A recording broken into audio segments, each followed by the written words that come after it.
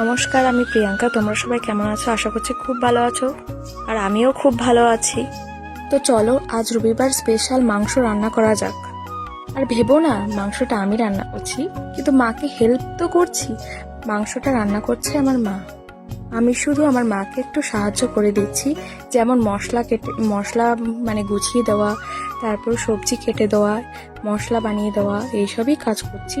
তো দেখো, এখানে মশলাগুলো ম্যারিনেট করে নিচ্ছি মাংসের সাথে। যত রকম মশলা লাগে আর কি, তোমরা যেগুলো রেগুলার ইউজ করো সেইগুলোই আমি এখানে দিয়েছি।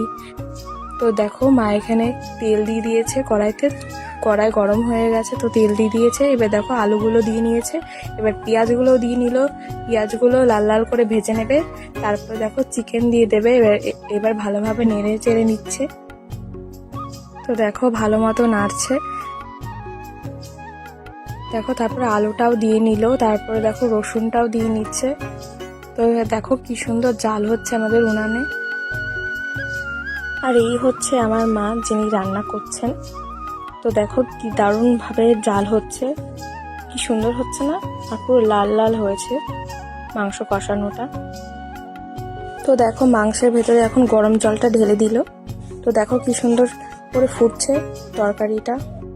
আর আজ আমাদের মেনুতে আছে উচ্ছে ভাজা আর মাংসের তরকারি। টাটা।